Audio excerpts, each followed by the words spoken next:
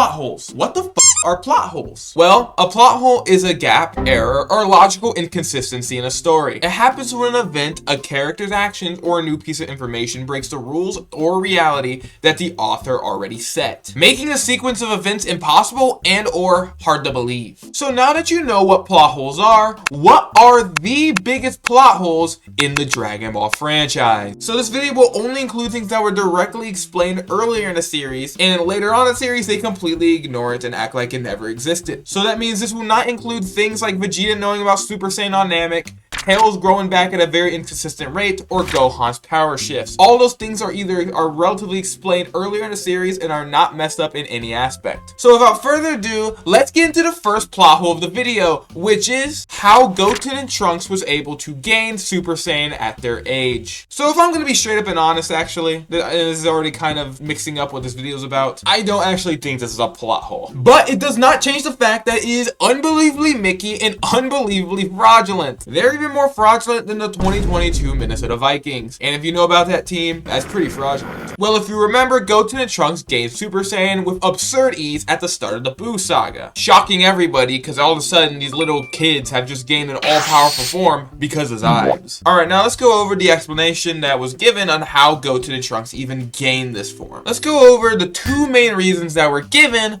on how Goten and Trunks actually gained this form this early. The first reason is the fact that Goten and Trunks were both conceived post their fathers Goku and Vegeta garnering this form, naturally giving them a better chance and higher probability of gaining the Super Saiyan form earlier, passing down enhanced potential and higher baseline power level. Or in other words, Goku and Vegeta fucked in Super Saiyan form. And in case you don't believe me, I've done the math. If you look at the start of the Buu saga, Goten gained the Super Saiyan form at 7 years old. And if you remember correctly, the time between the Cell Saga and the Buu Saga is exactly 7 years. Meaning Goku laid crazy pipe in that 10-day time span when he was permanently in the Super Saiyan form. People like saying it's fucking, oh, he's because he already garnered Super Saiyan form, that's why. It can't be any, it's because he already garnered it, that's why. It's Saiyan cells, it's that, that's why, and that's how he fucking gained it, obviously. There's no other reasons why. No! They both fucked in Super Saiyan form. I can't say 100% for Vegeta, but I can say 1,000,000% for Goku. In that 10-day time span when he's permanently in Super Saiyan form, he was fucking Chi-Chi. He was fucking Chi-Chi!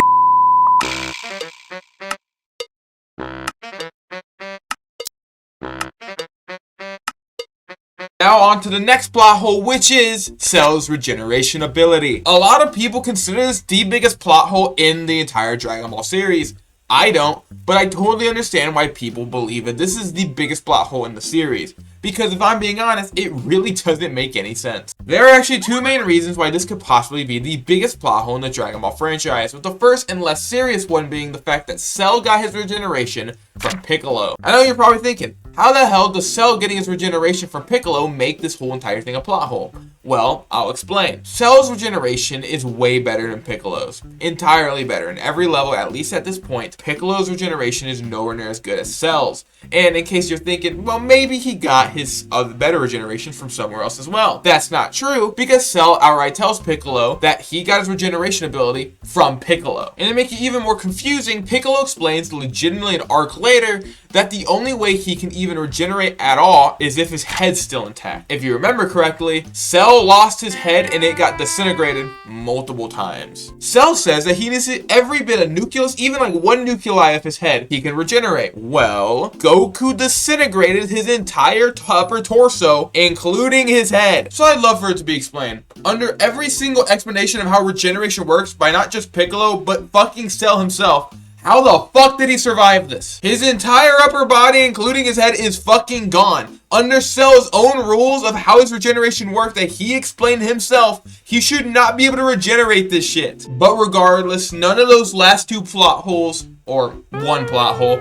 are anywhere near as confusing and overloaded as the biggest plot hole in the Dragon Ball franchise, which is the Potara earrings. Most specifically, how they unfuse. There are 5 different ways they've explained how to separate from Potara earrings. Rather those be natural limits, or magical intervention. So let's go through all 5 of them very quickly, and let's talk about when they were explained and what they mean. The first time we see the Pataras unfused when Vegito is swallowed by Majin Buu. The moment Vegito is fully swallowed by Majin Buu, they instantly unfuse back into Goku and Vegeta. This wasn't entirely explained during the actual Buu saga, but it was explained in Daima. That's exactly what happened. Even though you could kind of just connect the dots, and it's obvious that's what happened.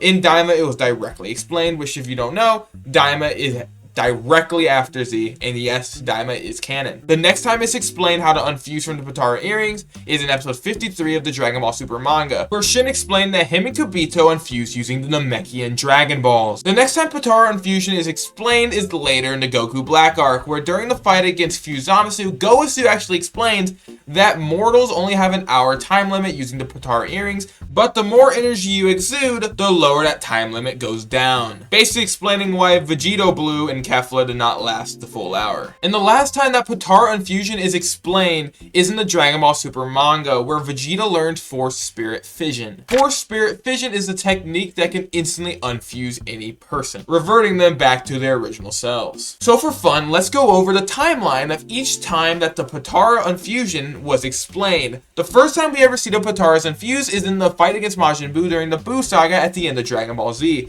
where Vegito gets swallowed by Majin Buu and they instantly infuse the moment they get swallowed and they enter his body.